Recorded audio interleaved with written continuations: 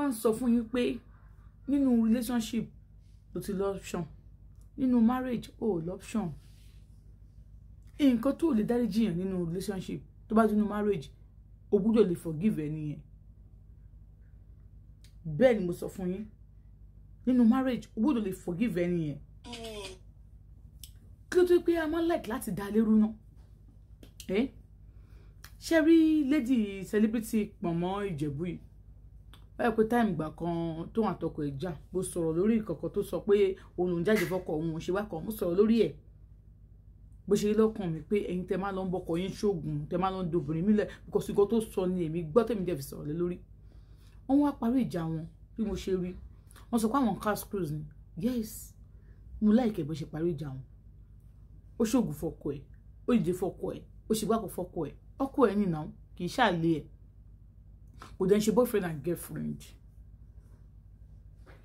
Tó bá yẹ pé ẹ jẹ́ kí n sọ ọkọ fún yín o, nígbà míì nǹkan tí wò rí bí abnormal things ẹlòmíì máa ṣe nu marriage láti di marriage ẹ̀ mú. Tó bá ti ń ṣe tó ti ń favour ẹnu marriage ẹ̀, kò sí nǹkan tó kàn yín. Opinion yín ò matter. Opinion ò matter. Marriage lélẹ́yìí mo máa ń sọ fún yín pé mo ní ayé tá a wà yìí gbogbo nǹkan tó bá láǹfààní àti ṣe kí ìgbéyàwó ẹ má dàrú, mo ní do it. I'm not talking about relationship pé a boyfriend and girlfriend, no. Tó bá ti mú ẹ tó ti fi ọkùnrin tó ti fi ẹ sí létí tí ń gbé bí ọkọ àti ìyàwó, gbogbo nǹkan tí ó bá lágbára láti ṣe kí ìgbéyàwó yẹn má fi dàrú, mo ní kó ṣe. Tí ìbá ṣe kó o pààyàn, yes, ṣé bí nù ìgbéyàwó ẹ nǹkan tó bá lè ṣe kí ìgbéyàwó má fi dàrú, tọ́mọ ẹ ò fi ní di pé ìyá nìkan ló ń dá tọ́mọ, àbẹ́bà nìkan ló ń dá tọ́mọ, do it. Torí ẹni tó bá máa fẹ́ jẹ́ kó jẹ́ ẹni tó nífẹ̀ẹ́ sí, jẹ́ kó jẹ́ ẹni tó nífẹ̀ẹ́ sí wọ̀ náà. Now see fídíò yìí ọmọbìnrin pọ̀ máa tọkọ ẹ̀. Mo rí àwọn fídíò kan táwọn èèyàn ti sọ pé ọkọ ẹ̀ lọ fẹ́ yàn síta ó ṣe gbá kan, èmi náà rí fídíò yẹn. Mo rí èmi náà kọ àlọ́ fídíò yẹn pé lédì kan ló post fídíò yẹn. Ẹni tó bí mi ìyá ọmọ yẹn gangan kọ́ ló post fídíò, because mo lọ sórí page yẹn ọlọ́mọ yẹn gan. Mo wò láti A to Z. Ó wá lè ti padà wá post ẹ o. Ní gbogbo àná tèmi check bí jẹta dẹ̀ ni mi ò tí ì rí, because I am not no. Mo check ẹ mi ò rí. Ibi tó ti post Ọlá BTC mi ò rí. Bá sí mi rí tó ti post yẹn, mo á okay, lédì ìgbọ́n.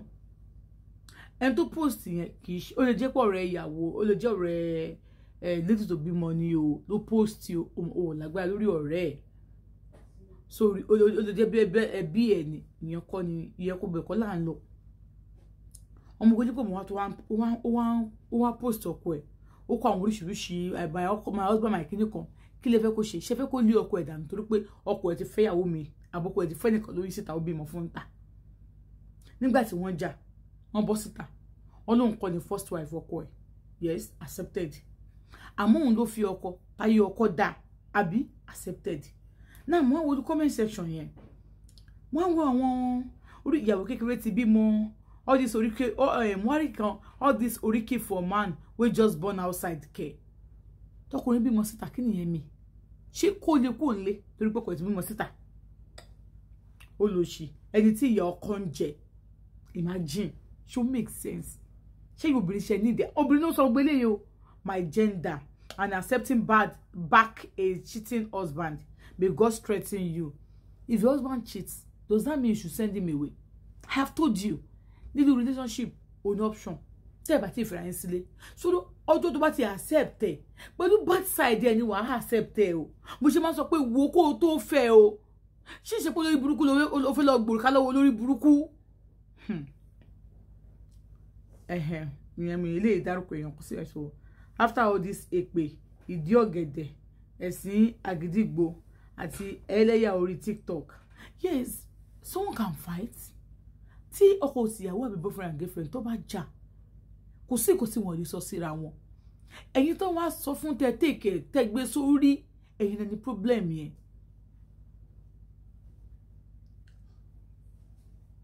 Epistle yóò sì wá pọ̀ jù báyìí. Nǹkan tó wò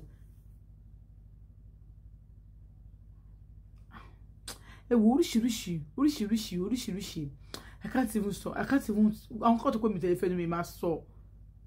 As a big simple sister, I wish I can love someone like this. See, let me tell you something. Everybody ló mọ nǹkan tó ń fẹ́. See, see, most of you know, mo go tell you comments náà. Ẹ̀yin náà wá kẹ̀kẹ́ tẹ́ wá bí kan fi ẹrù yín sọ o. Most of you náà wá bí kan tẹ́ máa kẹ́rù yín sí o. Ọlá wípé kẹ́ gbàǹbí tẹ́ ń gbà káàkiri ni ò tí jẹ́ kẹ́ dúpẹ́ kẹ́ wá bí kan sọ ẹrù yín ká o. Téèyàn kan bá mú take marriage as a priority, kí ló kàn yín bẹ́ẹ̀? Èdè wọ́n ti yín torí Ọlọ́run. Wọ́n ti yín torí Ọlọ́run. Love can make you to do anything. Mi ò dé big deal. Ẹ jọ̀ọ́ torí Elédùmarè. Ṣé wá dáa ni? Àbí ìgbàgbọ́ orin tó kọ ni bí lọ́kọ ọláya lóhun ò ṣe mọ́. Ẹ̀yin Muslim. Wọ́n ní ẹ̀yin ọmọ mi ẹ má ṣe kọ ìyàwó. Kò sí obìnrin tó dá lágbàáyé. Bákan náà sá lọkùnrin rí. Òkan ọjọ́ orí níbi ìṣesí. Ẹ lọ béèrè lọ́wọ́ màmá yín. Bó manage ẹnikẹ́ni lè yanjú. Just take it easy.